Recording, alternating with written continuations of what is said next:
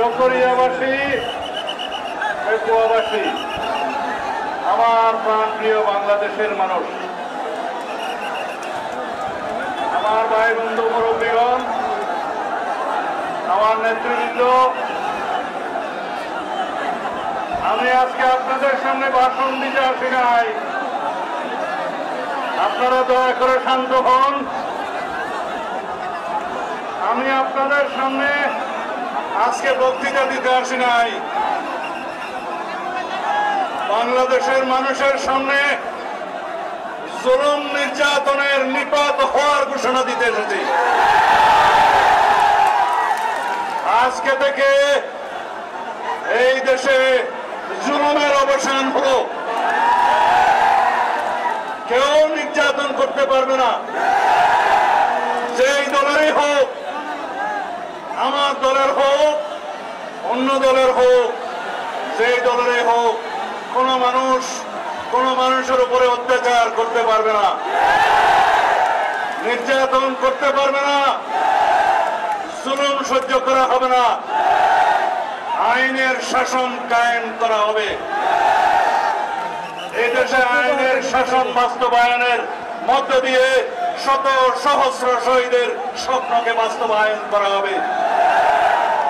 শত সহস্র শহীদের রক্তের অঙ্গীকার কি ছিল? বৈষম্যহীন বাংলাদেশ। যে দেশে কোনো বৈষম্য থাকবে না, যেই দেশে সবাই সাম্যের ভিত্তিতে এই দেশে নাগরিক অধিকার ভোগ করবে, সামাজিক সুবিচার নিশ্চিত হবে, মানবিক মর্যাদা প্রতিষ্ঠিত হবে, সংবিধানের এবং সমস্ত প্রতিষ্ঠানের গণতান্ত্রিক সংস্কারের মধ্য দিয়ে এই দেশকে একটি শক্তিশালী গণতান্ত্রিক রাষ্ট্র হিসেবে বিনির্মাণ করা হবে। এগুলো আমাদের ঘোষণা। আপনারা সবাই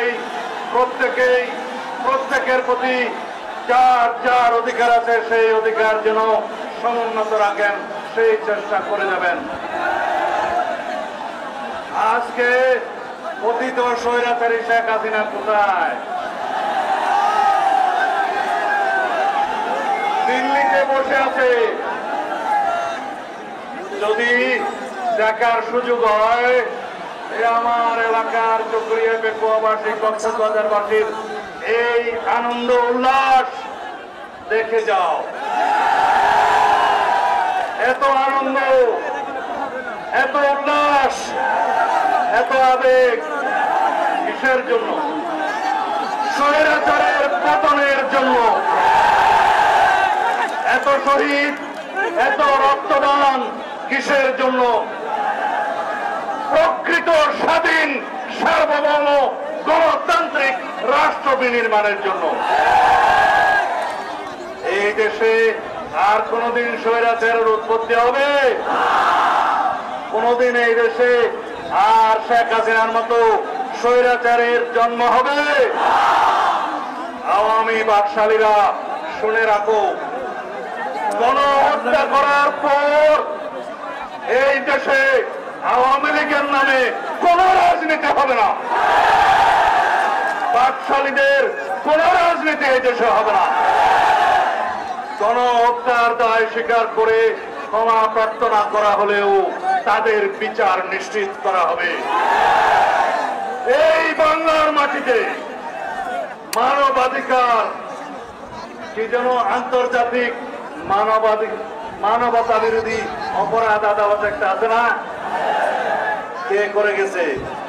শেখ হাসিনা করে গেছে। ওই আদালতে শেখ হাসিনা এবং তার ফ্যাসিবাদের সকল দোষীদের বিচার করা হবে ইনশাআল্লাহ। বাংলাদেশের মানুষ দেখেছে 1975 সালে বাংলাদেশের জনগণ একটি বিচার দেখেছিল, দেখেছে না? আওয়ামী লীগ শিক্ষা নিয়েছে? আওয়ামী লীগের কোনদিন শিক্ষা হবে না।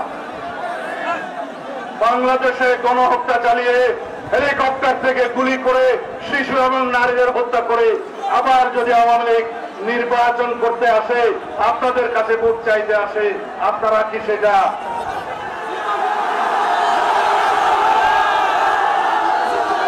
বাংলাদেশের জনগণ সেটা হতে দেবে না। এই দেশে গণহত্যাকারীদের কোনো জায়গা হবে না। যারা সংবিধানকে কাটছাট করে আওয়ামী লীগের গঠনতন্ত্রে পরিণত করেছে, সেই সংবিধানকে আমরা জনগণের জন্য গণতান্ত্রিক সংবিধান বানাবো ইনশাআল্লাহ। আজকে কয়েকটা কথা আমাকে ওয়াদা দিতে হবে। আপনারা সবাই বাংলাদেশের মানুষ, বাংলাদেশের নাগরিক, বাংলাদেশী পরিচয়ে আপনারা বাংলাদেশে বসবাস করবেন। আমরা কেউ হিন্দু, মুসলমান, বৌদ্ধ, খ্রিস্টান কাউকে ভেদাভেদ করব না। সবাই এদেশের নাগরিক, সবাই যার যার ধর্ম পালন করবে, কিন্তু এই দেশে কোনো কেউ সংখ্যালঘু হবে না। সবাই বাংলাদেশী নাগরিক হবে, সবার সমান অধিকার থাকবে, বৈষম্যমূলক কোনো চাকরি নীতি এই দেশে থাকবে না। আমরা সবাই বাংলাদেশী, আমরা সবাই রাজা এই বাংলাদেশের, মুক্ত গণতান্ত্রিক বাংলাদেশে, স্বাধীন বাংলাদেশে আমরা সবাই স্বাধীনভাবে মুক্তভাবে আমাদের সকল অধিকারকে সংরক্ষণ করব। বন্ধুগণ, আমাদের বিজয় এখনো চূড়ান্তভাবে অর্জিত হয় নাই। সেই দিন আমরা চূড়ান্ত বিজয় অর্জন করব যেই দিন এই দেশে গণতান্ত্রিক প্রক্রিয়ায় নির্বাচনের মধ্য দিয়ে একটি রাজনৈতিক সরকার প্রতিষ্ঠা হবে। সেই দিন আমাদের চূড়ান্ত বিজয় হবে। আন্তর্জাতিক ষড়যন্ত্র চালু আছে, অভ্যন্তরীণ ষড়যন্ত্র চালু আছে। কিছু কিছু পতিত স্বৈরাচারের দূষররা এখনো বাংলাদেশের অভ্যন্তরীণ বিষয়ে হস্তক্ষেপ করার চিন্তা করছে। হুঁশিয়ার করে দিতে চাই, শেখ হাসিনা যদি দিল্লিতে বসে ষড়যন্ত্র করে, তাকে ওখান থেকে টেনে হেঁচড়ে নিয়ে এসে বিচার করা হবে, আন্তর্জাতিক আদালতে বিচার করা হবে। তার কিছু দূষররা সমস্ত বাংলাদেশে কোথাও এমপি, কোথাও উপজেলা চেয়ারম্যান, কোথাও চূড়া চামুন্ডা কিছু আছে না? বাংলাদেশের জনগণ কাউকে ক্ষমা করে নাই। প্রত্যেকটা গুলির হিসাব নেওয়া হবে, শহীদের রক্তের প্রতিটি ফোঁটার হিসাব নেওয়া হবে। যারা বাংলাদেশের জনগণের উপরে গুলি চালিয়েছে, যারা নির্বাচনে নির্বিচারে গণহত্যা চালিয়েছে, যারা দায়ী এবং তাদের দোষরদের প্রত্যেককে বিচারের কাঠগড়ায় যারা করা হবে ইনশাআল্লাহ। আমি আপনাদের কাছে আহ্বান জানাই, আপনারা কেউই আইন হাতে তুলে নেবেন না, তাকে আইনের হাতে সুপর্দ করুন। বিচার হবে, সুষ্ঠু প্রক্রিয়ায় তার সাজা নিশ্চিত করা হবে ইনশাআল্লাহ।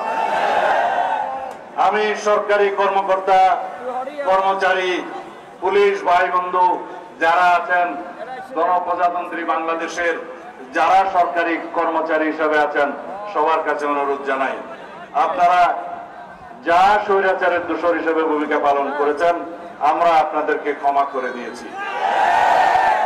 জনগণের বন্ধু হিসেবে আপনারা দায়িত্ব পালন করবেন, আমরা আপনাদেরকে সহযোগিতা করব।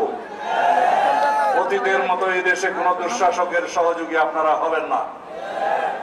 কিন্তু যদি আপনারা আমাদের এই ক্ষমা সুন্দর দৃষ্টিকে দুর্বলতা মনে করেন, তাহলে বলতে চাই, জনগণ আপনাদের বিচার করবে। যে সমস্ত বিচারপতিরা, জাস্টিস খায়রুল হক, জাস্টিস কালো মানিক, কি অবস্থা হয়েছে, এই বিচারপতিদের বিচার করবে যে জনতা, আজ জেগেছে সেই জনতা। সুতরাং বিচার বিভাগে আমরা সংস্কার সাধন করব, আমরা প্রশাসনের প্রতিটি ক্ষেত্রে প্রয়োজনীয় সংস্কার সাধন করব। সমস্ত সাংবিধানিক প্রতিষ্ঠানে প্রয়োজনীয় গণতান্ত্রিক সংস্কার করা হবে, সমস্ত স্ট্যাটিউটরি অর্গানাইজেশনের সংস্কার সাধন করা হবে। এই দেশের প্রত্যেকটি ক্ষেত্রে শেখ হাসিনা এবং তার স্বৈরাচারী দূষররা যেভাবে এই রাষ্ট্রের সমস্ত অঙ্গ বিনষ্ট করে দিয়েছে, সেই অঙ্গগুলোকে সুন্দরভাবে গণতান্ত্রিক চেহারা দিয়ে এই দেশের মানুষের জন্য সুশাসন, আইনের শাসন নিশ্চিত করা হবে ইনশাআল্লাহ।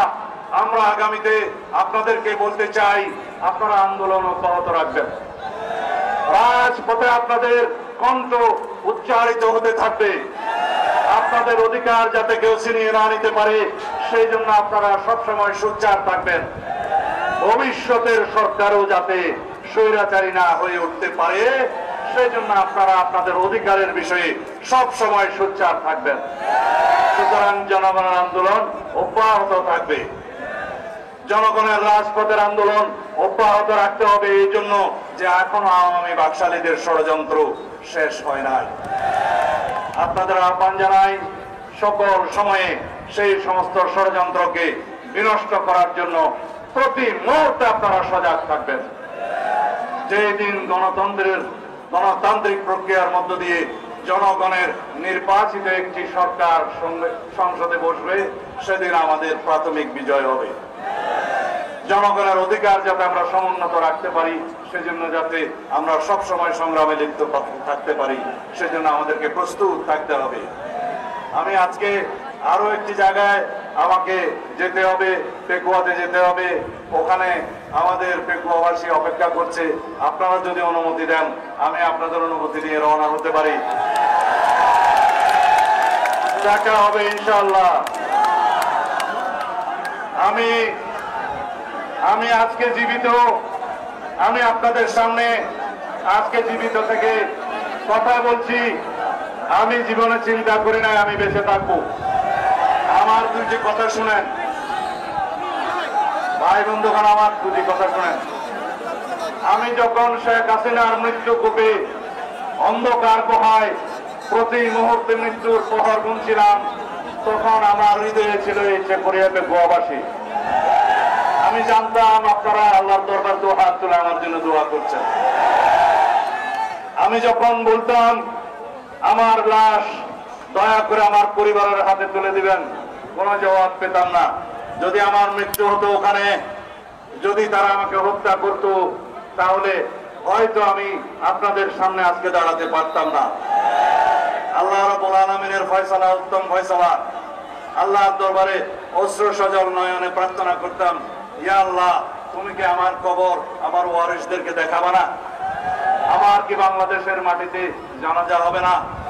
আল্লাহ রাব্বুল আলামিন কবুল করেছেন আপনাদের দোয়ায়। আল্লাহ রাব্বুল আলামিন আমার জীবন ফিরিয়ে দিয়েছেন, মৃত্যু কূপ থেকে আমাকে আজকে আপনাদের সামনে দাঁড়া করে দিয়েছেন।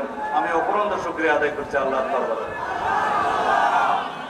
সুতরাং আরো অনেক কাজ বাকি আছে, আল্লাহর হুকুম আছে। আল্লাহ আমাকে জিন্দা রেখেছে বাংলাদেশের মানুষের সেবার জন্য, আরো অনেক কাজ বাকি আছে। আপনারা দোয়া করবেন, দেখা হবে আপনাদের সাথে। আল্লাহ হাফেজ। বাংলাদেশ জিন্দাবাদ। নসরুম মিনাল্লাহ ওয়া ফাতুল করিম।